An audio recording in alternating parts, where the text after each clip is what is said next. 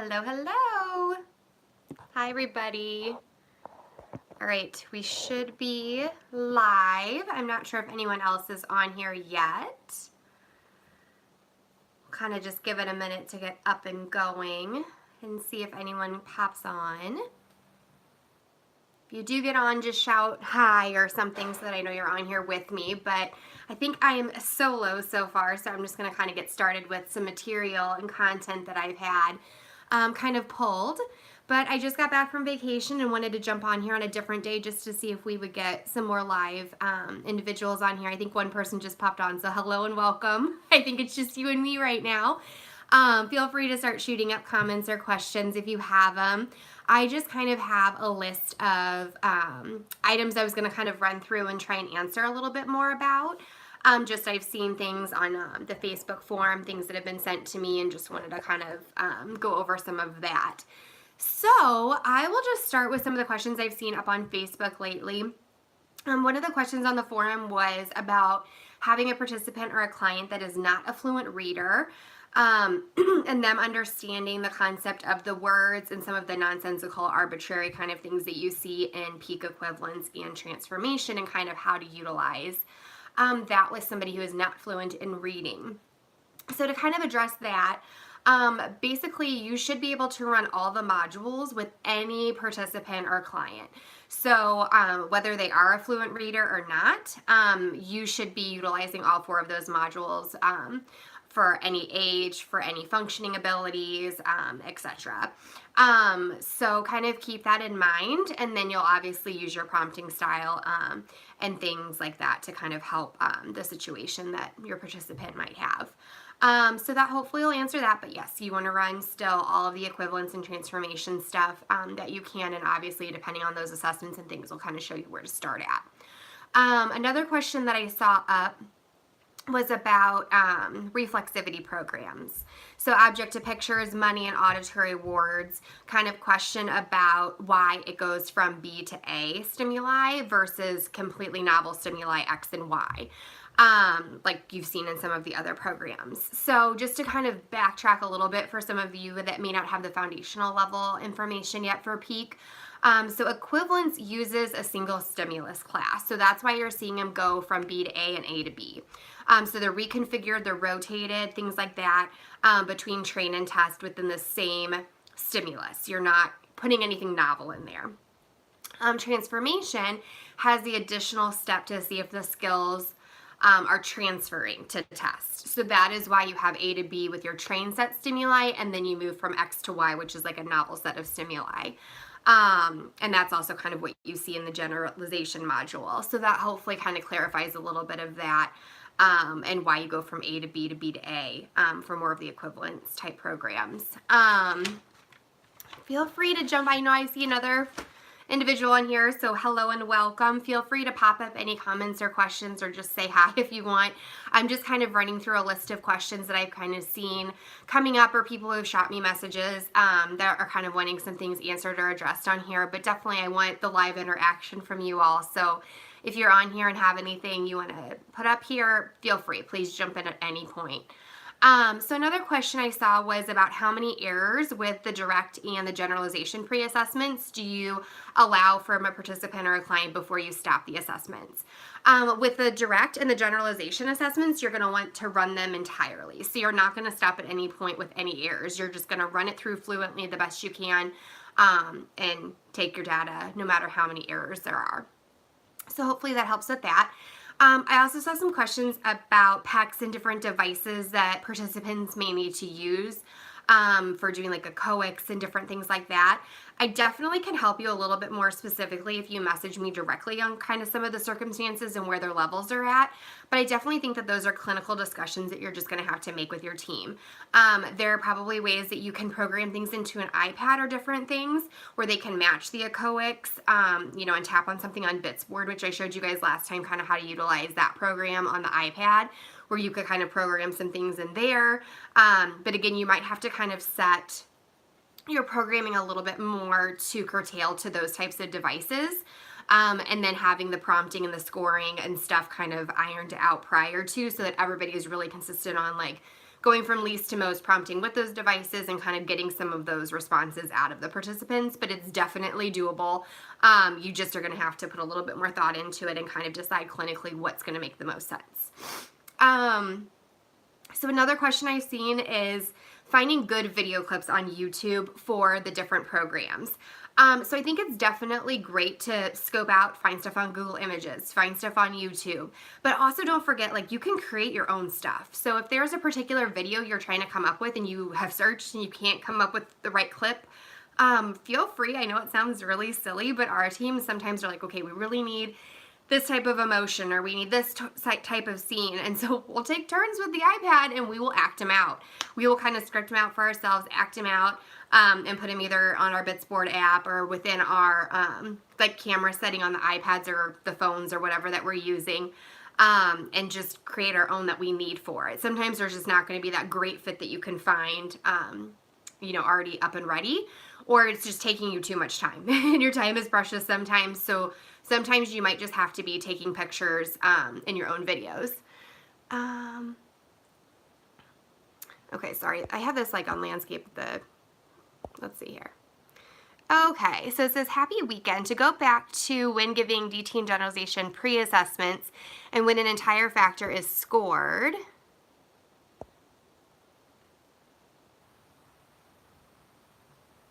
As 0, we do go to the next factor in order. Yes, you're going to administer it entirely. So yeah, with those direct and generalizations pre-assessments, you're going to go through them completely no matter how many errors pop up on there. Yep. So you're just going to keep going through. Go through all the factors, do everything. I know there's a little bit more of the rule type with the equivalence and the transformation.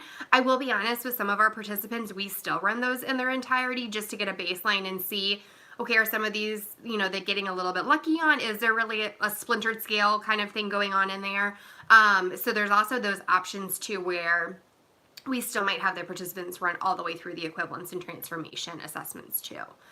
Another question I saw on there was about the word searches. So, you know, there's different ways obviously to do a word search. You can have your words from, you know, left to right, from right to left where they go backwards. You can have them going diagonally, vertically, horizontally, etc., etc. So one of the people that were running this had a question about, you know, the student figured out backwards but was having a harder time with diagonal. So keep in mind too, and I'll go over the different levels for each module until they're mastered. So keep in mind too, like level 1 for the word search might be forward words, just horizontal and vertical forward. You know, your level 2, you might make it a little more complicated where you intermix in some backwards, vertical and horizontal.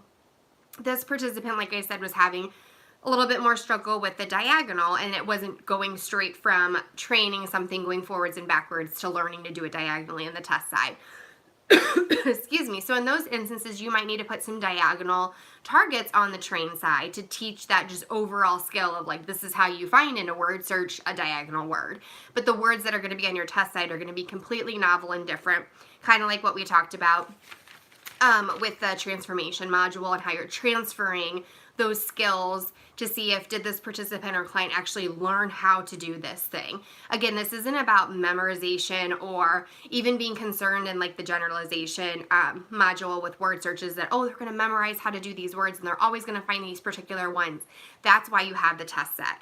Those are your sets that are not going to be tainted by any prompting, reinforcing, teaching whatsoever. You've already taught the skill on the train side and you're seeing if it's kind of transferring over to that test side. And if they've made that jump or not. So you might need to work that into kind of some of your other levels before you master out a program. Let's see what else I've kind of seen on there. Okay, so I'm going to kind of jump. Hi, welcome. I think a couple more of you guys have gotten on here. Feel free to throw out comments or let me know if you have anything in particular you want me to go over. Just a reminder too, I've kind of already gone over some of the questions that have been up on the forum and people who have either messaged me in one way or the other to kind of go over some things. So you can also watch this back. The recording flips right over onto our YouTube channel. And so you can look on there, see if anything was or wasn't addressed, and you can shoot me a message if we missed something that you wanted to see. So now I'm going to kind of go over, like I was just talking about, those different levels for each module. So for your direct module, Your level 1 is going to be like 1 to 5 training stimuli. Then when you go to your level 2, you're going to need about 6 to 10 stimuli that gets mastered. The level 3 would be for those situations if you're going to have letters, numbers, things like that where they need to learn it in an entirety kind of situation. The functional relevance for that participant might come into play in that level. But otherwise, between that level 2 and level 3 for direct module, you would consider that program mastered. For the generalization module, you're going to have 1 to 3 training and 1 to 3 testing stimuli for that first level. Then it moves to 5 and 5. And then again, it might be relevant to the program and the functional, relevance to the participant for that level 3 if needed. So level 2 or level 3 is kind of where you're going to master things out. Equivalents for level 1, it would be like 2 to 4 classes or groups of stimuli, 5 to 8 classes for that level 2. And then at that level 2, you consider that a mastered program. Same sort of thing for your transformation module. So that just kind of gives you a little bit of an idea of kind of to know when to master out some of these programs. Again, you're going to need to pay attention to the functional relevance for the participant to make sure that makes sense for the specific program. But that just kind of gives you an idea at least of what that might look like. Welcome. I think a couple more people that maybe come on. Feel free to shoot up comments or questions, say hi, and let me know if there's anything you kind of want to see specifically. So another person I saw had some questions about in the peak generalization module, 3C I Spy. So the question about this was kind of the 2 different parts that go into this program. So I'm just going to kind of read over it a little bit just for those that aren't familiar with it. So it's I Spy Tolerating Failure 3C and Peak Generalization. The goal of this program is when provided with 3 clues about an object, the participant will either guess the object correctly or react appropriately if they cannot. There's really no materials needed for this. You can do it within the environment. For some of our younger participants, we've kind of pulled stimuli ahead of time to kind of just lay out on the table with some distractors kind of in there. Again, you're just going to have to make that clinical decision based on the participant and kind of what your goal is for this. But basically the instructions are you're going to select an object in the environment. So let's say you have like 5 things out in an array. You would kind of pay attention to the one, have it written out for a train and test, kind of what it is, what couple of clues you're going to give, a little more specifics for continuity. But you're going to say, I spy with my eye, and provide up to 2 clues of the item. So for train, it has on here, like, it might be a book that's in that array of 5. So you're going to say, I spy with my eye something that begins with the letter B. It's something you read and it's red. What is it? And so then hopefully they would say book. If they didn't, you're in the train side for this. So you're going to be prompting, giving feedback, reinforcing, doing whatever you need to do to teach what I Spy is about. They might get it right on the first try. They might know exactly what it is that starts with a B and it's something that you read. It might be somebody who gets a clue about something, they haven't been exposed to it yet and you didn't realize, so you have to do a little more teaching into it. But again, it's on the train side, so you are completely able to do all of that teaching, prompting, and reinforcing during those components. Then into the test side, you're going to have to decide, are they ready for that bigger leap where you're going to have something that requires multiple guesses, something that's a little bit less obvious, or that might be something you need to hit a little bit later once you've gone through your first level, where you just keep it a little bit more basic. So your train side might be a book, begins with the letter B, something red and it's red, or something you read and it's red. And then on your test side, it might be something like, it's something you drive, have a function, it starts with the letter C and it's the color blue and it's the car. So you kind of keep those clues a little bit closer together so you can make that transfer from train to test and then start spreading it out a little bit more when you get into those higher levels. So you kind of have to think about your plan for it, kind of who the participant is, what age they're at, things like that. So those are kind of the parts that are going to go into the planning process of your stimuli. But I saw the question kind of related to the 2 different parts and kind of how to score it. So it kind of has, the independent scoring, for a 10 would be, okay, they get it right away and they guess it correctly. But they also might get a 10 if they get it wrong and they need another clue, and then they're able to still come up with it. So you're going to have to kind of judge it based on kind of probing it out at first and seeing, okay, how are they responding to this? How do we need to prompt differently in our train side to get the result that we need on the test side to teach okay, this is how you problem solve it if you didn't get it right. So if, let's say on train, it's a book, begins with the letter B, it's something you read and it's red, and they're like, it's a ball. And I'm like, nope, that wasn't it, try again. And they just sit there and they aren't doing something. You might need to prompt them, like ask for another clue, or, you need to try again somehow. To get you to kind of give another clue about it. So again, those are the things you're going to kind of need to think out as a group, whoever's running these programs, kind of as a team collectively, and then, have that kind of ruled out for your scoring system. So hopefully that kind of helps answer that a little bit more. So the goal again is kind of the two things, whether they're getting it independently and able to guess it correctly, but also kind of reacting how they should if they did not get it right, to either access more clues or to figure out how to get to that answer correctly, basically. So hopefully that helps with that a little bit. Other questions, I'm not seeing any comments yet, so I'm just gonna keep on talking about some other stuff that I've got. So I kind of went over the different levels for each module for mastery, so kind of keep some of that stuff in mind. There was also somebody who had a question, hopefully you guys can kind of see this. There was a question about this particular program, which was Symmetry Letter Sound 6F, and kind of how to set up the program sheet. And I went on ahead and set up the data sheet for this as well for them, so hopefully that'll kind of help answer all the questions. But this one's pretty straightforward in the sense that, this is a program out of equivalent, so it's going to be A to B, and then your test is B to A, so your stimuli are going to be the same. You're just going to toggle back and forth between going forwards and then going backwards, symmetrically, basically. So just to kind of show you, so for your stimuli A, your first class might be B, second H, 3R, and 4Z. And for that, I'll get right to your question. Let me just go through this really fast. So you're just going to have your letters. You're going to maybe have flashcards where you write those on, shoot them through the laminator or whatever. Then you have your stimuli ready. So then for the other side, for stimuli B, is going to be what that letter sounds like. So in quotes, I have B, H, Z. So that kind of is the answer, but it's also going to be your direction for your test side. So to run this, this is what your data sheet might look like. So, my initials, the date, step 1, A to B, train. And so then I'm just going to go between 1, 2, 3, and 4 in randomized order, however you want, all the way to fill up the first block. Okay, so to run that, I'll kind of just demonstrate real quick. Okay, so you're going to provide a sample letter. So you're going to show, let's say, if I'm starting on my data sheet with 1, I would show B to the participant, and I would say, what sound does that make? You want them to say ba. So you're going to have to prompt, reinforce, do whatever you need to do to get that response, because you're on a train side, so you can do that. You're going to score it appropriately, then you're going to go to the next one. Your second one is a 2, so then you're going to go and put in front of the participant H, and you're going to say, what sound does that make? Try and get the answer, ha. Again, prompt however you need to, score it accordingly. For your train side, you're going to score either a 2, 4, 8, or 10. Hopefully it's pretty unlikely that you're going to get a 0 unless the participant just refuses to speak completely, because it's one of those things you can't hand over hand or do other things with. Again, if you have PECs or talkers or different things, you're going to have to strategize kind of how to get that independent response that makes the most sense for that participant with the device to get this kind of answer from them.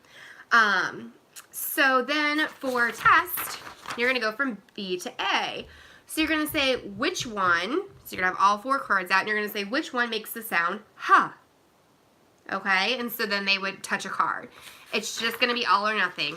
So for this block, 0s or 10s. They either were able to correctly give it to you or they weren't. No prompting, no reinforcing, no feedback. Just they either could or they couldn't. Okay, let me go back to this question.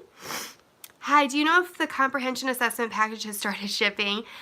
I want to order to complete the assessment in a few weeks. So I think there is some pre-ordering that's happening, and I know I get some ordering questions on here too, which is totally fine. I will probably post on the comments for this where you can email me for shipping and that kind of stuff. But as far as the Peak Comprehensive books, I just got back from vacation, so I'm still trying to organize all the shipment stuff and get a little bit more info on like when Peak Life is going to come out, when those are going to ship. But I know there is some pre-ordering that's happening already for those. I know with the PCA, the comprehension assessment stuff, that we were still working on some binding and some like formatting issues with the printing. So I'm not sure that those have started to ship out completely yet, but I will talk to Dixon probably tomorrow and get a better update for that. But I will put on the comments, like I said, of kind of where you can email me that for, because I know a lot of people are really eager. Definitely just keep using the assessment stuff that you guys have right now. So, you know, the direct and generalization pre-assessments that you guys have already been using, and then the longer format assessments that you guys have been using for equivalence and transformation. Keep using those in the meantime if you need to. Yeah, and I know I don't even have them myself, and I know Megan Miller, who does a lot of the trainings and different things. I think she's in Cairo right now, or is about to. And I know that she's not even able to have access to them yet and to start training because she doesn't have them yet either. But just know that they're in the works. They're trying to standardize them and get those out as quickly as possible. I just don't have a good date yet for that. So feel free to pop up any other questions. That was kind of the gist of what I had seen message to me about different programming and material questions, things like that. I don't have a ton of other stuff to show you guys today, so we might shorten this up if nobody kind of is shooting in comments and different things, just because I actually kind of flew through those questions pretty quickly. But I just wanted to show you this too, and I know I put this up on the YouTube, or not YouTube, I think I put it up on Instagram to just kind of show you another material option. So there's these mystery boxes that are on there, which are really cool. Sorry, I got like an itch down here. But you can put your tactile stimuli inside. So like you can slide it in on one side and the participant can put their hand in the other side, which is kind of cool. And then the tops, some of them have dry erase and different things that you can write on top of them. Sorry, my nose is like so itchy.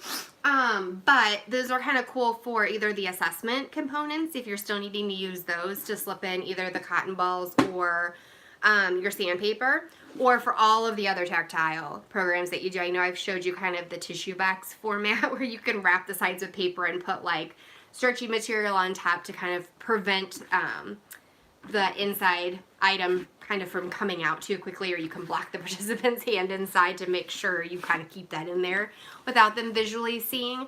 But these are a little bit more expensive because obviously you're not making them out of 99-cent Target Kleenex boxes, but these are still really cool to have on hand to slip in on one side for a participant. So I just wanted to show you that again in case anybody needed an idea for some of that tactile stuff.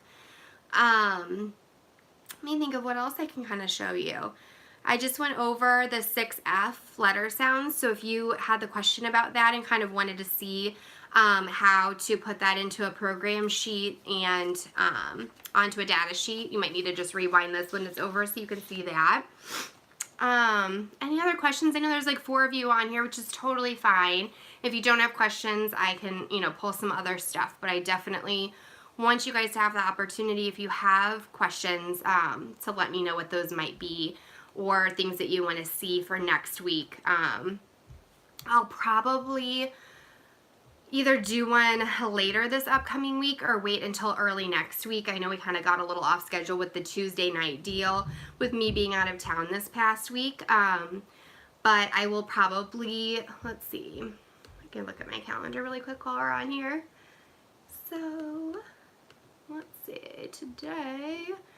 So maybe what I'll do is shoot back for Tuesday the 23rd. We'll kind of take the full week off, so to speak, just to give you guys some time to compile questions or for me to see some more stuff up on the forum feed. And then hopefully that'll give me time to get some updates on like the Peak Life release date. I know a lot of people have had questions about the equivalence and transformation norm factor scores, which are not out yet. So I can maybe get a date for that. And then the PCA release to see when those are officially like shipping out. I know, like I said, there's a lot of pre-ordering that's happening for those. So I will link my, I think, what is it? I'll have to look at what I just created the account for it, so I don't want to misquote what it is. But it's like a separate email that I'm trying to use for all of the purchase order stuff. So you can email me on that. And then my personal email, again, if you guys have any other questions about the modules and stuff, is just my name. So it's Lindsey Holtzman, Lindsey Holtzman @gmail.com. So you guys can always email me on there, and I can refer you over to that new peak purchase orders @gmail.com, I believe is what I set it as. But I can give you guys that as well, so that you can send me any questions that you might have about purchase orders. So, I'm trying to think of what else I can kind of show you guys. So I know I talked about like creating your own materials for different things. You know, again, I use a lot of flashcards of various sizes to create my own materials that I can just shoot through the laminator. I usually just get the cheapest one off of Amazon, get a bunch of laminating sheets, and make my own materials. I do also buy from, you know, Stages Learning Materials, like the actual, I think there are a lot of times like speech and language cards and different things. The problem I have with these sometimes is some of the stuff is just very outdated. You know, some of the technology stuff, I mean, I think it's still good to expose participants to, but then again, like, nowadays things just look a lot different. So I, again, use a lot of Google Images where I'm printing out my images. These cards I also sometimes shoot through the laminator just to give them a little more protection, because these are sometimes expensive. Sometimes you can find different package deals or resale options and things like that, but I usually try and shoot these through the laminator just to kind of give them a little extra protection. You can wipe them down from germs and different things like that. I'm trying to see what else I can show you, but again, like, we sometimes have to print our own materials, you know, Velcro stuff. You guys know the drill. I think, you know, some of you guys have been doing ABA for a long time, so you're pretty used to having to kind of create your own things and being creative. Let me see what else I maybe have in here to show you. So, like, this was one of the programs that we had done way back when for the different types of trees. I like can't find the rest of them. But so you might just be printing out materials and laminating them that way to utilize. Let's see if I have any other stuff in here. So like here's one of the bush pictures that we used. Let's see if I have anything else cool in here. You know, so this is what I mean by like an outdated picture. Like Dyson vacuums do not quite look like this, but you can still tell it's a vacuum. So you just might want to keep some of that in mind with some of these decks, that things just kind of look a little bit different nowadays. So let's see what else. I'm trying to see if there's anything else cool in this box, but not really. Let's see. Let me grab some other materials, and I think some of this stuff I've shown you a little bit. But so some, again, the materials that we've made for different things is like, for this is one of the imaginary animals one. So we Google image a picture of a giraffe, because I will be honest, my artistic skills are really, really, really bad. So I typically have to print out pictures, but it was supposed to be a giraffe with bunny ears. So I just added those on and then shot it through the laminator. This one is going to be super hard for you guys to see on here, but this was supposed to be a butterfly with an elephant trunk. So again, it's to give the participant an idea if they need it as a prompt for drawing or different things. So you might say, you know, draw a butterfly with an elephant trunk, and they have no idea how to do it. So then I might give this to them as a prompt to be like, copy this, if it's one of those that I can prompt on. All right, let's see what else I can show you. Again, these are just a lot of the deck cards. Some of these patch cards we've used for different things. I feel like they're a little bit less helpful. But they were some of the things that we kind of had in our ABA closet already that we could pull from and utilize for different things. So here's, again, another kind of set of stimuli that we just created ourselves. So we just took pictures. These were the items that went into that tactile box that I kind of showed you guys. So, you know, they were having to feel into here and then pick something out or match it. And so here's like a little dump truck thing that we had, you know, just live in our office, and so we took a picture of it, shot it through the laminator, a little golf ball, a little soft cake, and a little rock. So again, a lot of times we're having to make our own materials. You guys are gonna laugh at some of these, you know, just like a little marker. So this was again part of the imaginary animals where it was a cat with bull horns. There you go. So we just drew that on there and utilized that. Let's see what else I got in here. Again, a lot of these are like already the pre-made cards from the card decks. So again, good old Ziploc bags to kind of keep the test stimuli separate. This was for like a delay picture program, so we just pulled a bunch of common pictures where we would have to lay out either 3 or 4 and have the participant look at them for like 10 seconds, then we would pull them and say, what did you just see? And then they would need to tell us, do not enter, elephant, and dinosaur. We might have to put these back out to prompt. If it was a test, obviously they wouldn't be getting any help from us. Trying to see what else I can show you guys. Feel free to pop up questions if you have them. I know some people are kind of getting on and off. I kind of went through some of those a little bit quickly, but I'll just kind of show you some of my other stimuli and program materials that have kind of been used and I just have down here in my room. So this one was 11M tact past actions. So I have that labeled. I'm kind of anal and crazy about like making sure all my generalization ones I have a red marker for, green for direct, yellow sometimes I use black for just because, or I'll highlight the actual tag itself and write in black, and then a blue permanent marker to keep all of that stuff separated and just really quick. I kind of know by now, but sometimes whether it's somebody on my team or using it for this or for Instagram or Facebook, stuff like that, this just kind of helps give people a quick reference so you know that, okay, this is generalization module. So for this one, the way that we kind of ran it was we had a train card and a test card for what the items were. So, you know, for tests, we had jump, draw an X, write numbers, count poker chips, pat head, stand up, high five, draw person.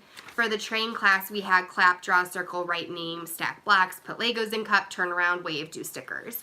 So we kind of, this was one example of kind of how we did it. It's kind of back to where when you're filling out, this is not the right program sheet, but just to pretend that this was past actions.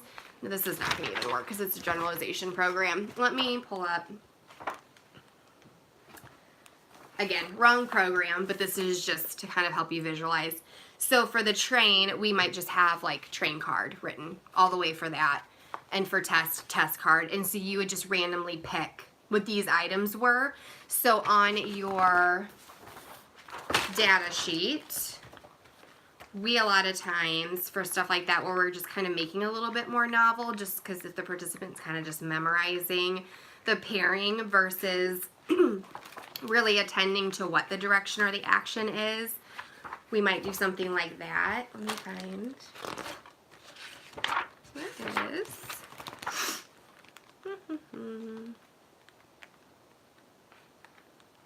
Sorry guys, I'm trying to find the generalization data sheet here. You can tell I just like have these printed all the time, so I don't know if they're in the front of the book or the back of the book. Where are they?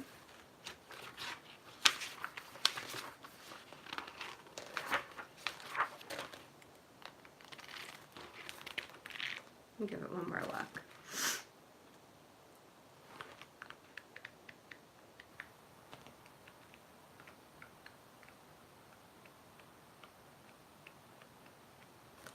Well, I keep passing it somehow, so I'm just gonna use this one.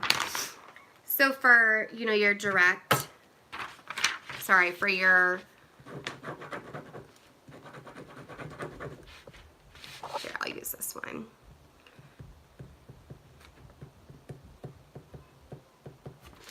So you might just do 116, 116, 116 just to show train test, train test, train test for that generalization module when you're just kind of using more of like a listed format than something like specific where number 1 would be clap and draw circle and number 16 might be draw X and write number, because we sometimes have participants that start memorizing those pairings where this allows us to kind of intermix it a little bit more, making it a little bit more challenging, again, depending on the participant. That's just kind of an option.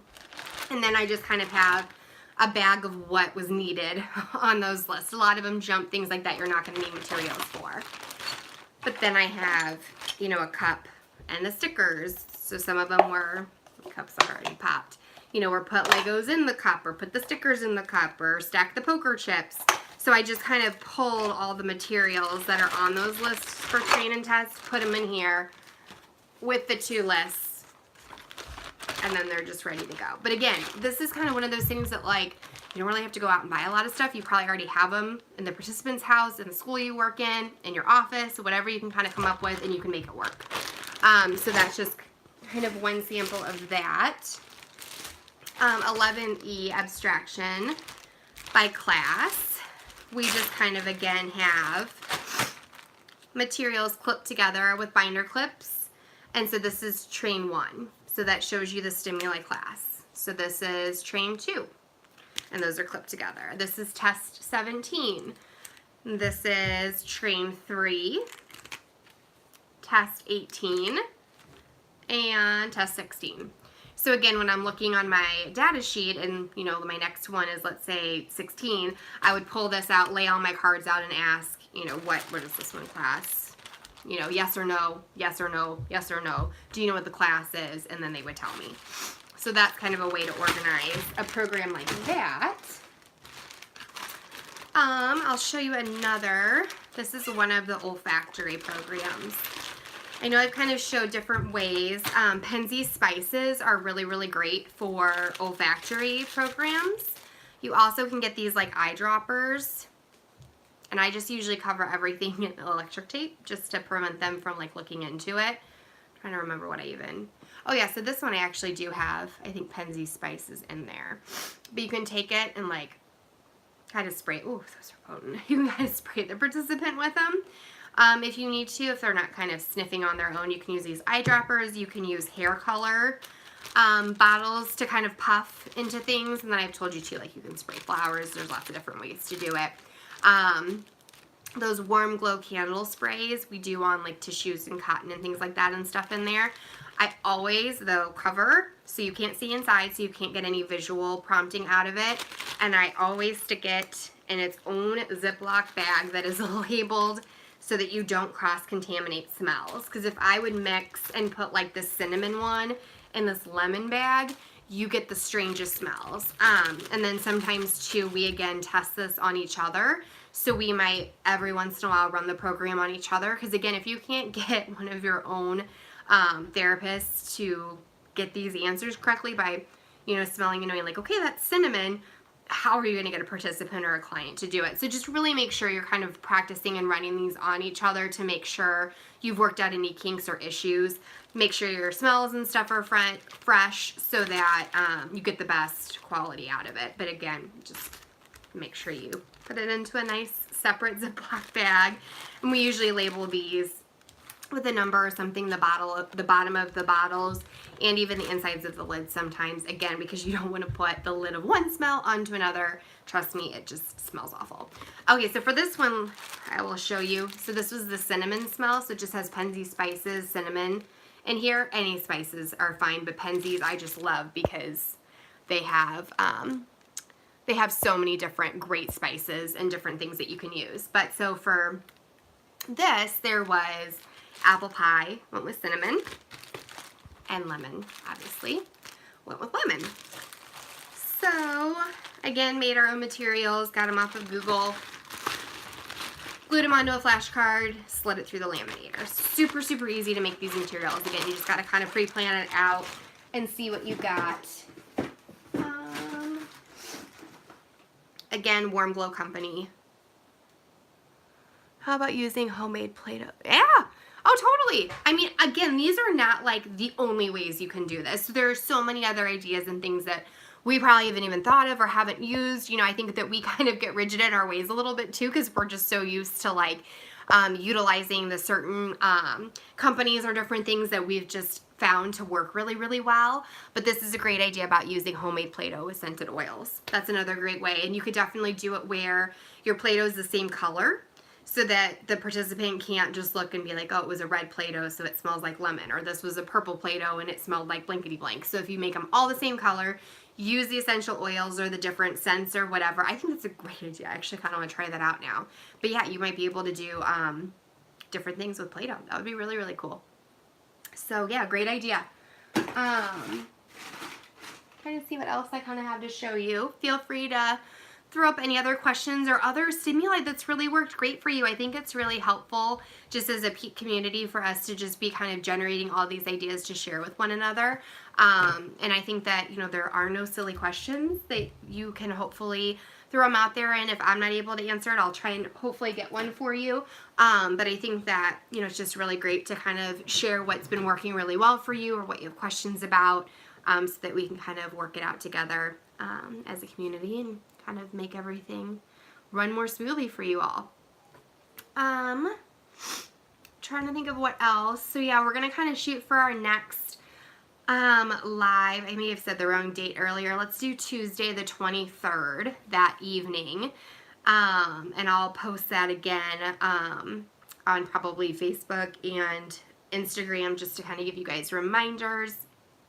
But that'll kind of give me another week to look over questions that are popping up, get some more content, get in your guys' emails. Like I said, I should be talking to Dixon this week to get hopefully maybe a better idea of some of the questions about the assessments getting mailed out and Peak Life. I know a lot of people have questions for, but again, I think there is some pre-ordering happening. So you can email me that and I can kind of start invoicing and working on some of that kind of stuff with you guys. Let's see if anything else has come up. Okay, let's see what else I can kind of show you guys. Let's see, I'm going to come and get some other material samples just to show you, since I'm not seeing any other questions. So this is Tact Shapes Environment. So again, I just kind of shopped through our closet of toys and different things that we had. You know, so what shape is this? Square. Come up with different books. You could do this one of two ways. What shape is the sign? Or what shape is the image? You know, stuff like that. Or you could say what shape. We did this. What shape was the sign? I would just stick with that because I think otherwise you're going to get more complicated. But those are the kinds of things you got to kind of think through to make sure there aren't too many distracting things that are complicated. You know, what shape is the note card, rectangle, shape is magnetile, and then you might need to make the complexity of these a little bit more. You know, this is a train and a test. Let's see.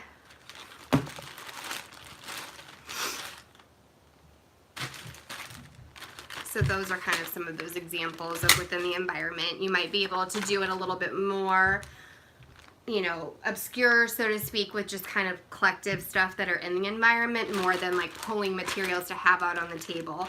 But some of those younger participants, it's just a little bit too overwhelming and too much to deal with. Or if you're working in a classroom or something where you don't have a ton of space for it, you might need to pull something like this instead of it just being a full classroom within itself. Okay, so for some of the gustatory programs, I will just show you some of the stimuli. So again, we just put them like in little baggies. But we had, this one's like, you know, for crunchier and sweeter, we had pretzels, popcorn, and bread. And then for test, let's see here. Maybe missing some of them. We had chocolate cookies, cheddar bunnies. I think it was like the cracker. So, you know, kind of going through that range of sweet to sweetest. Again, soft and crunchier items. And again, like chocolate chips for some of your sweeter stuff. So again, we just put these all in baggies, fill out our program sheets. You might want to label the Ziploc bags a little bit more specifically. And then we actually, our team did some kind of cool stuff with a diagram where the participant tastes something and picks one of the pictures. So it might be, so let's say we're doing sweet. So not sweet, what was it? It was not sweet, sweeter, sweetest, and like most sweet.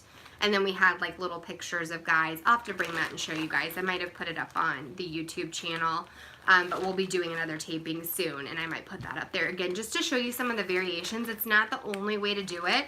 You just might have different circumstances or situations where you need to tweak things for a participant. So it's just to kind of show you how to like open up those ideas a little bit more, and be a little bit more creative with how you're running the programs if you're kind of stalling out on something, or it's just not clicking right for the participant and they need a little bit more visual behind it. There might be other things that you need to kind of incorporate into it to get that result you need.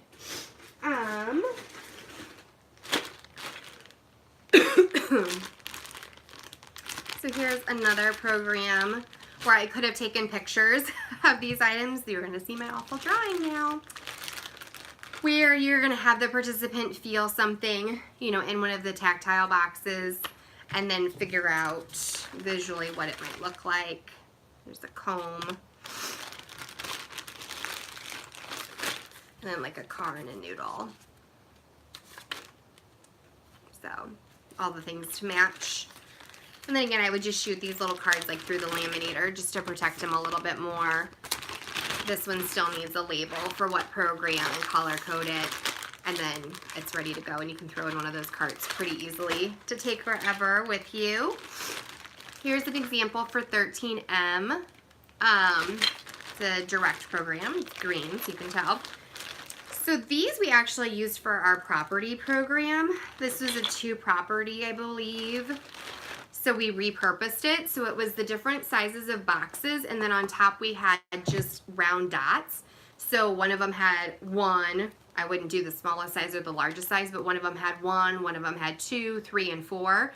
So you had the different sizes in the boxes and the number of dots that was different.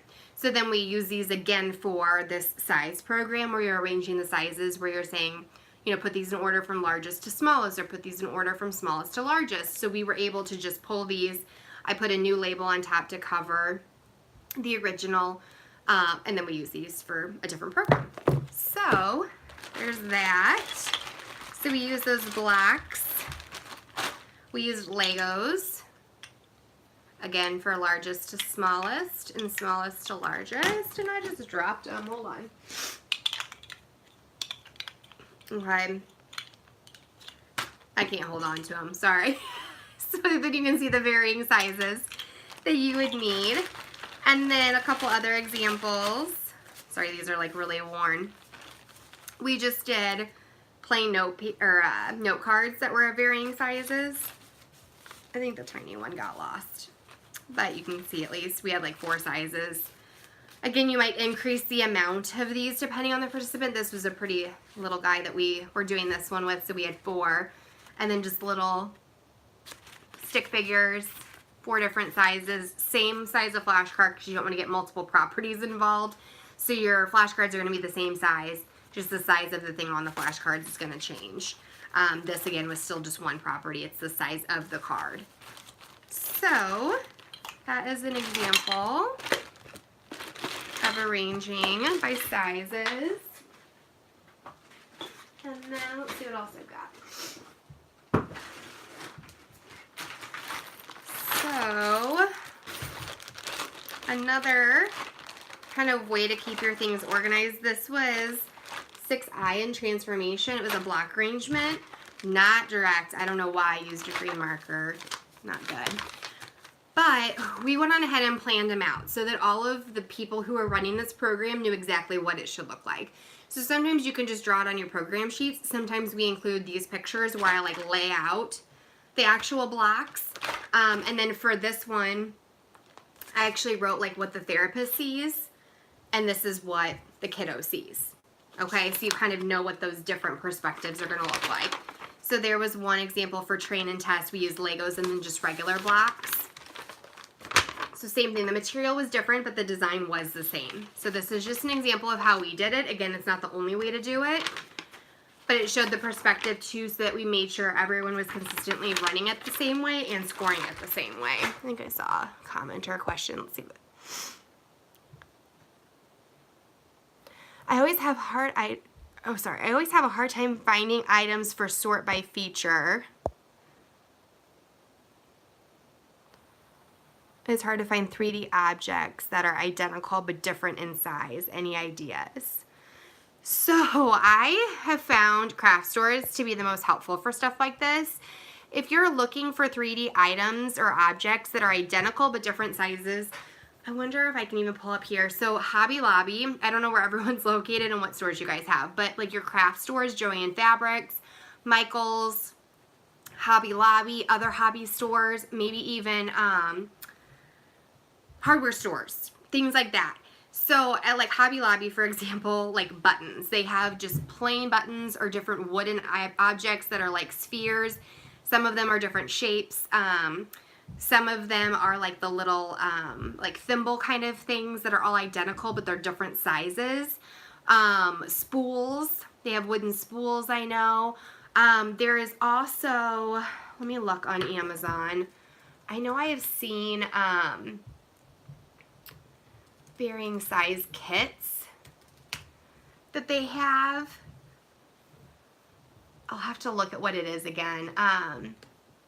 Let's see, small, medium.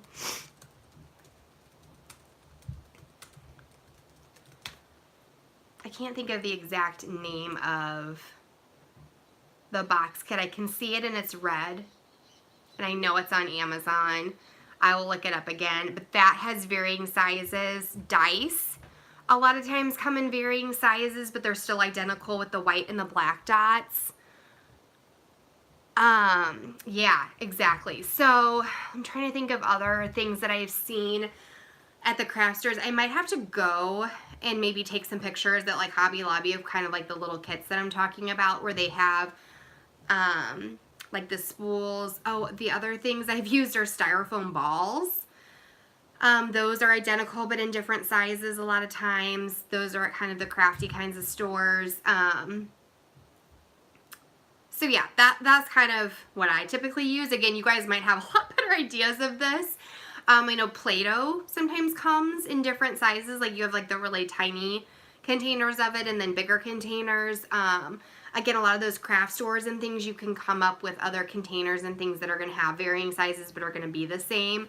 Ziploc containers and things like that you could use. So hopefully that helps kind of answer that question. I wish I had some of those wooden kits here with me at the house. I just don't right now. Legos sometimes, you know, are going to come in those different sizes. There's like your really, really teeny tiny Legos, and then you've got more of these types of Legos, and then your Duplo Legos. Some of those are identical enough. If you keep the same color, you know, that might work. Wooden blocks. We've even taken wood and cut it into different sizes. So we've gone to the hardware store and, you know, figured out what sizes we've needed of things and just cut them out of either dowels or pieces of wood, basically. I know a lot of our Home Depot and Lowe's and hardware stores here are pretty good about just free cutting for us. So we just, you know, are paying for the wood and then they'll cut it however we need to. Or if you're super handy, you can do it yourself. So here's another block arrangement program. 5G transformation. So same sort of thing where for consistency, task 3 and 4 are laid out. So it's the 3 blocks that are being used that are being configured in 2 different ways. But again, I just went on ahead and built them, put a little sticky note, took a picture, printed it, just so that it's in the bag with the materials. So that whoever's running it knows exactly what the accurate answer is without having to interpret something on a smaller program sheet. So here's test 1 and 2 that we used with the Duplo Legos. Train 1 and 2. So you guys can kind of see this. But that's kind of how we organize some of these programs. And train 3 and 4. So you can just see the positioning of those red Duplos are a little bit different. All right, feel free to keep popping up questions if you have them, or comments, things that are working for you. Feel free if somebody throws a question up and I'm answering it and you have kind of a different solution, please put it up. I'm going to see if I can come up with that. It was like small, medium, and large. I'm trying to find the exact kit that I've seen on Amazon that has the different sizes. going to drive me nuts. I'll find it probably when I get off of here. But I don't think it was like super expensive, but it had identical items, like different balls and different things that were of 3 varying sizes. I think the issue we had with that was needing the identical piece too. So for some of that kind of stuff, you're going to need to buy 2 of the kits to have the identical aspect of it. I say we only have like 6 more minutes. I'm not sure anyone's on here with me right now, so I might just kind of keep searching for this so I can show you what that kit looked like. Let's see.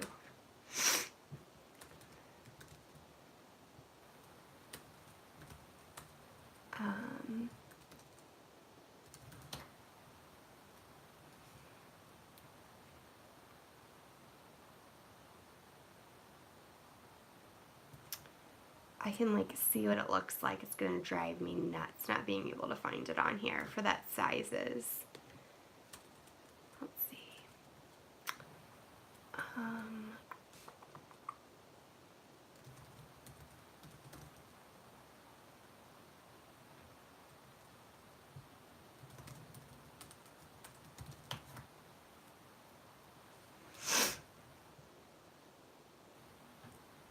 It's obviously going to take a little more searching than I thought. I've got it saved somewhere. If I find it, and what I might do too, if you guys are interested, you might just want to like message me and let me know if this would even be helpful. I could even start like a Pinterest page or an Amazon list that's public to kind of put some of these things and drop them into to kind of keep them all in one place. I know on Instagram we definitely post a lot of ideas and material samples, but for some of those more like where to order from situations, I could do maybe like a Pinterest page or an Amazon purchasing list if you guys are interested, but I'll kind of wait and see if there's a need or a want for that.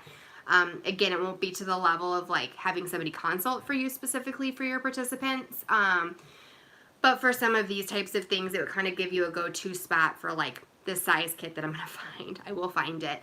And like this tactile box, like I could put, you know, either do it, like I said, a Pinterest page or an Amazon list, and so then you would know kind of exactly what this was that you're seeing us talk about. So that could be maybe an option for you guys if you think it would be helpful. I'm trying to see what else I can show you guys. I feel like I've already shown you this possibly, but we've only got like 3 more minutes. So this was one of the block arrangement programs where it was what contains this or what's contained by this. Again, these stacking cubes that come in all different sizes that you can, you know, fit into each other and nest, we've used for a lot of programs. There's the nesting programs. We're using it right now for this block arrangement program. And so that was the train stimuli with the blocks that are nesting. And then these are the Russian doll bottom cups that we are using for the test stimuli that also nest in one another, but we took the tops off of. But again, we used this for a nesting program also with the tops where they had to like pull the top off, nest them in, and keep reconfiguring them. But so there's a couple other ideas and things, but again, like this stuff you guys could find on Amazon. So again, if there's an interest, I can maybe think about doing some sort of Amazon public list to link, you know, some of this kind of stuff, because again, these are the kinds of things that you should be able to use multiple times for different things and just kind of keep them in your arsenal. You might need some duplicates depending on how many participants, if you're working in classrooms. Some of you guys may already have this stuff, which is great. A lot of it you can make yourself, but I think that there are sometimes those convenient things that you can just shop and buy for and order a couple of for each of your classrooms, and kind of pull from your own, you know, little peak closet or whatever you want to call it, to have some of that stuff like ready on hand. So let me know, like I said, either the Pinterest option or the Amazon list option. I'll just kind of take votes, either like shoot me an email or a message. Let me know, or comment on here and let me know your vote. And if, like I said, I'm getting enough feedback for it, I'll definitely take the time to do it. If no one's really interested, then that's no problem either, and we can skip over that. But that just might give you guys kind of an outlet of kind of where to come up with some of this stuff. Let's see, we only have like another minute. I don't even think anybody is on here with me, which is totally fine. So we'll just kind of shoot again for next Tuesday. I'll kind of post the time and day for that. If you guys have any other times or days that work better where we can get a little bit more of the live interaction, I'm happy to look at that as well if a weekend time is working better for all or a different evening. I know a lot of us are in different parts of the country, so just please give me feedback so I kind of know how to rework this to make it beneficial for everybody. As much as I love talking to myself, I really want to talk to you guys and kind of hear what's working and not working for you guys. So keep jumping on and commenting. Feel free to watch this back. It should hopefully pop back into our YouTube channel, and then you guys can give me feedback that way. And like I said, I will post the email address for purchase order questions and stuff too, so you guys have that. But I'm going to go ahead and sign off. I hope you guys have a great rest of your weekend, and I will see you